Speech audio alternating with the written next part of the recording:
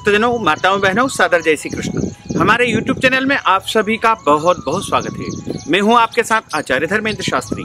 आज हम आपको बताने जा रहे हैं कि इस बार करवा चौथ का व्रत आपको कब करना चाहिए तथा चंद्रोदय कब होगा और व्रत का प्रारंभ आपको कब से करना है और इस व्रत को किस विधि से करना चाहिए। तो सबसे पहले हम आपको बता दें कि इस बार जो करवा चौथ का व्रत है वो 4 नवंबर 2020 बुधवार को ही किया जाएगा, क्योंकि इसी दिन चंद्रोदय व्यापिनी चतुर्थी है।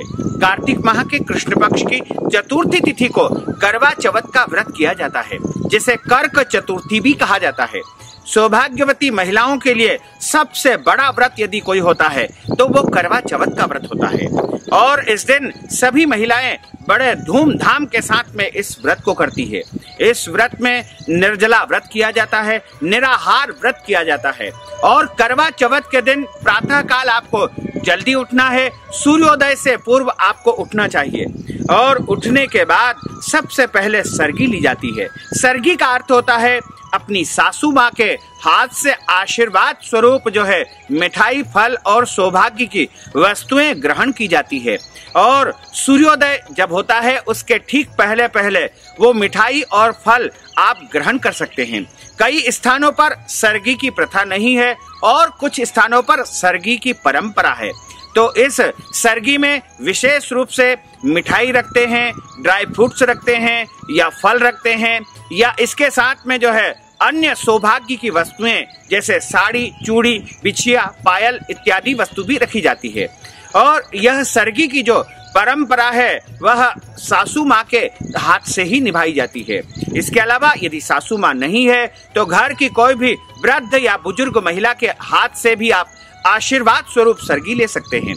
यदि नहीं है तो आप अपनी जो है घर की जो भी अन्य महिलाएं हैं या पड़ोस की जो भी वरिष्ठ या बुजुर्ग महिला है उनके हाथ से ले सकते हैं या फिर आप किसी ब्राह्मण की पत्नी के हाथ से भी आशीर्वाद स्वरूप में आप सरगी ले सकते हैं।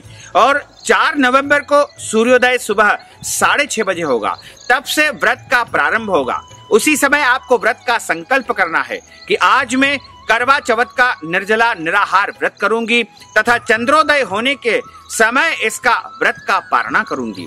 भगवान से प्रार्थना करें कि मेरे पति को लंबी आयु प्रदान करे और मेरे घर परिवार में सुख शांति समृद्धि बनी रहे।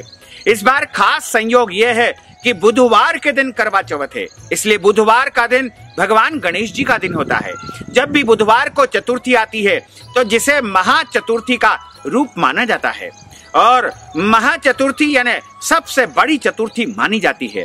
अमृत योग भी रहेगा उस दिन, बुधवार का दिन है और मिथुन राशि में चंद्रमा भी रहेंगे। मिथुन राशि के स्वामी बुध ग्रह है, इसलिए यह बड़ा ही दुर्लभ संयोग इस बार करवा चौथ के दिन बन रहा है। तो आप पूरे दिन व्रत करें। सौभाग्यवती महिलाएं विशेष रूप से जो है अपने पति की लंबी आयु के लिए इस व्रत को करती है और इसके अलावा कुंवारी कन्या भी इस व्रत को कर सकती है, यानी जो होने वाला जो पति है उसकी लंबी आयु रहे तथा उत्तम पति की प्राप्ति के लिए भी कन्याएं इस व्रत को कर सकती है।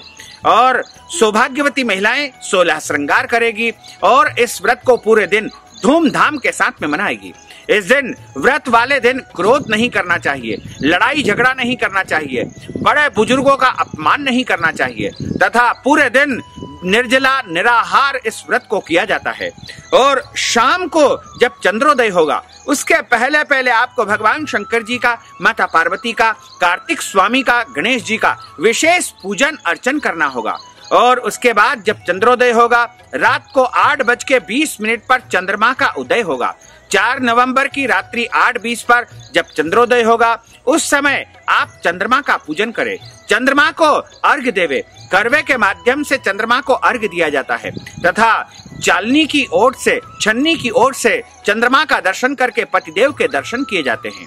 उसके बाद पतिदेव का पूजन अर्चन करके उनकी आरती उतारी जाती है, लंबी आयु की प्रार्थना की जाती है और उसके पश्चात पतिदेव के हाथ से जल ग्रहण किया जाता है।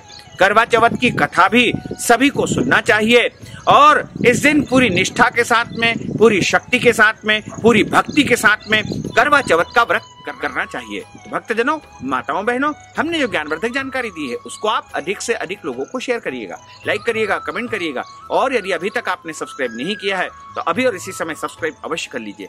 आपको और आपके परिवार को सादर जय श्री कृष्ण, सादर धन्यवाद।